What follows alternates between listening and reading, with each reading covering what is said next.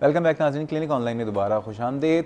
आज हम बात कर रहे हैं डिप्रेशन के हवाले से और इस वक्त हमारे साथ मौजूद हैं डॉक्टर तबस्सुम अलवी साहिबा। बहुत सारे कॉल्स जो हैं हमारे साथ, उनके सवालात मौजूद हैं और अब मज़ीद कॉल लेने से पहले हम चाहेंगे उन सवालात का जवाब दें। रज़िया साहिबा जी, 50 ईयर्स जी, एज, ठीक है ना, और इनका मसला लाइक ये है कि बहुत अरसे से इनको डिप्रेशन है और बहुत अरसे से दवा ले रही हैं। वज़न जो है इनका कह रही हैं अच्छा खासा है, बाहर निकलती हैं। अभी ये मसला होता है कि क्रैम्प्स होते हैं। अच्छा, ऑलमोस्ट यही मसला मिसेस जाहिद का है कि उनको after the delivery depression, that is the postmortem depression, और उसके बाद उनको पता चला कि उनको पीसीओ हुआ। और ये है कि उनका भी अब ये मसला है कि जब बाहर निकलती हैं तो एकदम उनको जो है ना पेट में कहती हैं मरोड़ शुरू हो जाता है, क्रैम्प शुरू हो जाते हैं और घबराहट शुरू हो जाती है, वापस घर आ जाती हैं। वैसे घर में रहती हैं तो ज़्यादा प्रॉब्लम होती है, बाहर लोगों से मिलती हैं तो सही रहती हैं। और दोनों का यही है, इसी तरह का इशू है जी। क्या कहेंगे इन दोनों का पहले? अच्छा देखिए, जहाँ तक क्रैम्प्स पड़ने की बात है, ये एग्जाइटी का फीचर है, ठीक है। और ये बाहर बाज़ दफ़ा बाहर लोगों से मिलने में या बाहर निकलने में ये होती है, लोगों को ये सिम्टम होता है। और इसका एंग्जाइटी का और डिप्रेशन का डायरेक्ट ताल्लुक है एक दूसरे के साथ, ठीक है। तो बाज़ लोग जिनमें एंग्जाइटी होती है जनरली, उनमें भी डिप्रेसिव सिम्टम्स होते हैं और दोनों की एज भी ऑलमोस्ट सेम है। तो मे बी ये जो पोस्ट मेनोपॉजल और या मेनोपॉजल स्टेज के ऊपर आ रही है, उसकी वजह से भी क्रैम्प्स हो सकते हैं जी। तो उस चीज़ को भी मद्देनज़र रखने की ज़रूरत है। क्या है? देखें, इसमें ये बात एक तो ये है कि जो मेनोपॉजल जो सिम्टम्स, अगर ये एज शुरू हो गई है तो अगर वक्त के साथ ये चीज़ें चली भी जाती हैं बाय इटसेल्फ। लेकिन अगर डिप्रेसिव सिम्टम्स ज़्यादा हों तो फिर ये जो डोज दोनों ही प्रोथाइडिन ले रही हैं 75 मिलीग्राम्स, जो कि कुछ डोज ही नहीं है, ये प्रॉपर डोज नहीं है। प्रोथाइडिन का साइड इफेक्ट मैं बताती हूँ। प्रोथाइडिन जो है वो वजन बहुत बढ़ाती है, इन दोनों का वजन बढ़ा, आप दोनों का वजन बढ़ा हुआ है। तो मेरा तो मशवरा ये है कि आप लोग स्विच ऑफ करें इसको और दूसरी किसी मेडिकेशन के ऊपर जाएं जो वजन भी कम करती हो और जिसकी डोज भी प्रॉपर हो और जो बाकी आपके मसले मसाइल भी हल कर सके। तो आप दोनों ही कंसल्ट करें किसी साइकाइट्रिस्ट से कंसल्ट करें और अपनी मेडिकेशन को रिव्यू करवा दें। बिल्कुल। अच्छा, उसके बाद आते हैं, क्योंकि हमें ब्रेक पे भी बहुत सारी कॉल्स मौसूल हुई थी, लेकिन वो कुछ ऐसी कॉल हैं कि उन्होंने कहा था कि उनकी एनोनिमिटी जो है उसको हम डिक्लेयर ना करें। एजाज साहब, इनका जो सवाल था कि अगर घर में एक पार्टनर नेगेटिव हो जाए, और उनका इशारा बेगम की तरफ था, और नेगेटिव इन द सेंस कि मतलब एक जो हमारे माशरे में मसला होता है कहीं या तो शौहर कहीं बहुत लड़ाकू झगड़ालू होता है, जैसे कि अभी कॉलर थी और मैं उनका नाम नहीं लेना चाहूँगा, उन्होंने जबकि वो डॉक्टर भी थी और उसके बावजूद वो कहती हैं कि मेरा शौहर जो है मुझे उन्होंने शादी के बाद हर तरह की अजियत दी, मुझे मारा पीटा, जबकि वो जॉब भी करती थी। उसके बाद अब माशाल्लाह 27 साल हो गए, बच्चे भी, शादी भी हो गई, लेकिन वो कहती हैं यार मैं क्या करूँ, मेरी ज़िंदगी अजाब हो चुकी है, अब मुझे लगता है मुझे शौहर को छोड़ देना चाहिए। लेकिन इधर जो मामला था एजाज साहब का,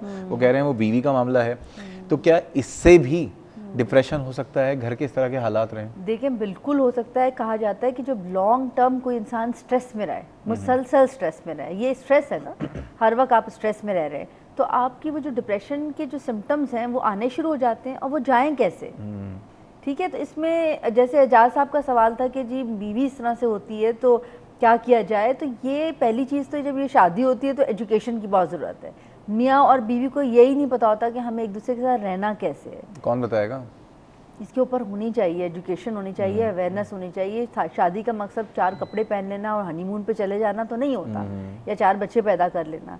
लेकिन एक दूसरे को निभाना ये कोई छोटी बात नहीं है। इसकी सेंसिटिविटीज़ को समझना कि औरत की क्या रिक्वायरमेंट्स होती हैं और मर्द की क्या रिक्वायरमेंट्स होती हैं, ये दोनों एक दूसरे को समझें और एक दूसरे को कॉम्प्लीमेंट करें तो चीज़ें बहुत आसान हो जाती हैं। इस उम्र में आके जिनकी ज़िंदगी को 20-20 साल हो गए, आप क्या समझेंगे, क्या कॉम्प्लीमेंट करेंगे? देखिए, इट्स नेवर टू लेट। मैं नहीं समझती हूँ कि कभी भी देर होती है इनको, इन दोनों केसेस को। लेकिन वही बात है ना कि इनका पार्टनर, लाइफ पार्टनर इस चीज़ को अंडरस्टैंड करे तो मैरिटल थेरेपी हेल्प करती है। एक दफ़ा एक प्रोग्राम में डॉक्टर नादिर अली सैयद न्यूरोलॉजिस्ट हैं, और उनसे बात हो रही थी अमूमन के घरों में जब स्ट्रेस होते हैं, बच्चे जो हैं उनमें प्रॉब्लम्स आ जाती हैं। उन्होंने एक बात कही थी कि अगर आपको लगता है कि आप इस लाइफ पार्टनर के साथ नहीं रह सकते तो it's better to part away, to get separated. लेकिन उससे भी पहले मैं समझती हूँ कि हमारी ये फैसला हम कैसे करेंगे कि वक्त बहुत ही कोई बड़े रीजंस हो ना, फिर तो ये फैसला होता है।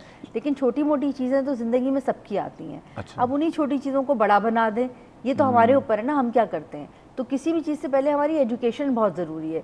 एक को छोड़ देंगे दूसरे के साथ भी कोई अच्छा, जो मसला होगा आदमी तो फिर घर में ज़्यादा फड्डेबाज है, जो घर में ज़्यादा फस क्रिएट कर रहा है, उसको कैसे समझाएं? वो तो डॉक्टर के पास भी नहीं जाना चाहता, वो तो कहता है कि मैं तो सबसे ज़्यादा अच्छा, जो सबसे ज़्यादा फड्डेबाज होता है वो कहता है मैं सबसे ज़्यादा परफेक्ट सही हूँ, बात बाकी सब जो है ना इन्हीं की वजह से प्रॉब्लम है। उसको कौन समझाए?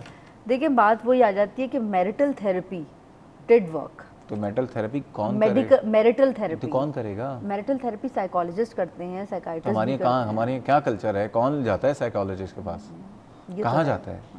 अब ये तो एक अब ये होता है stigma कि जो है। पूरी फैमिली है जो सफ़र कर रही है, हमारे यहाँ ये होता है कि एकदम फैमिली में जब लड़ाइयाँ होती हैं ना, इस तरह हो जाता है बस इंडिया पाकिस्तान के रिलेशन हो जाते हैं, बिल्कुल सही भाई बात दुश्मन है। एक दूसरे के, बिल्कुल 4 दिन के बाद दोबारा सही हो जाएंगे, लेकिन एकदम बिल्कुल तनाव हो जाता है। क्या कहेंगी कि घर के माहौल में अब अगर टॉलरेंस कहाँ से लाएं? टॉलरेंस देखिए खत्म ये हो तो फिर चुकी अब है। ये है कि अपनी सोच के अंदर तब्दीली बहुत ज़रूरी है। दोनों जब अच्छे मूड में हों तो एक दूसरे के साथ बैठें और उन बातों के ऊपर बात करें कि हम क्यों लड़ते हैं, किन वजूहात से लड़ते हैं, वो कौन सी ऐसी चीज़ें हैं जो हमें एक दूसरे के लिए बर्दाश्त करनी है, कहाँ तक हमें एक दूसरे को स्पेस देनी है।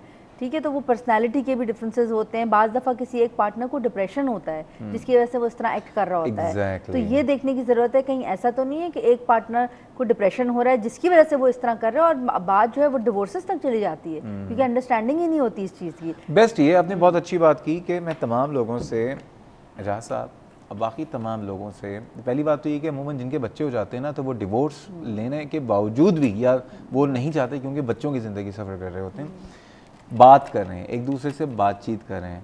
यस, फड्डा हो गया, फड्डा कर लें, लड़ाई कर लें, चीखें चिल्ला लें, लेकिन फिजिकल ना हो।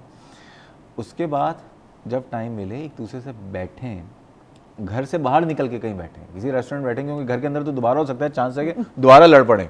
रेस्टोरेंट में उम्मीद ये है कि उनको फील होगा कि चलो 4 लोग मौजूद हैं। डिस्कस करें कि क्या मसला है, हमारे और तुम्हारी फितरतों में, हमारी तुम्हारी जो सोच है उसमें क्या फ़र्क आ रहा है, किस बात पे लड़ाई होती है।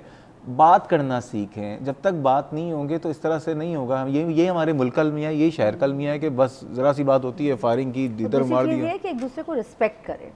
पहले तो एक दूसरे की रिस्पेक्ट करें ना कि he is a different identity, she is a different person. जी जी, दोनों अलग अलग हैं और दोनों बिल्कुल मुख्तलिफ वजूद हैं। अच्छा, माज़रत के साथ हमारे यहाँ, क्योंकि एजाज साहब का मर्द औरतों की रिस्पेक्ट नहीं करते, औरतें मर्दों की रिस्पेक्ट वो नहीं ये करती। कहते हैं कि ज़्यादातर ये एग्जैक्टली कि जो इन्होंने तो कहा कि और जो औरतें ज़्यादातर ब्लेम शौहरों पे डाल देती हैं, तो शौहर भी औरतों पे डाल देते और शौहर तो औरतों पे डाल, मतलब दोनों तरफ, इट्स वाइस वर्सा।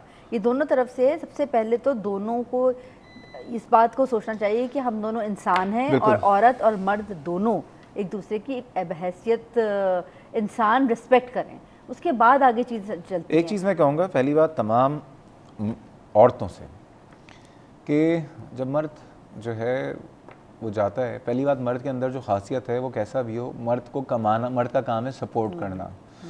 वो जब घर से बाहर निकलता है ना, तो उस वक्त जो हालात वाक़यात ऐसे हैं कि वो घर से बाहर निकल के इंसान चिड़चिड़ा होना शुरू हो जाता है। ट्रैफिक में, शहर के हालात, लॉ एंड ऑर्डर, फिर पूरे दिन वो किन झंझटों के बाद वो घर में घुसता है, और घर में घुसने के बाद डायरेक्ट अटैक हो रहा होता है, तुमने ये नहीं किया। मर्द का काम है कमाना। पहली बात, अगर मर्द कमा रहा है तो ये बड़ी बात है, क्योंकि ये बड़ा मसला है आजकल, कमाना कोई आसान नहीं है।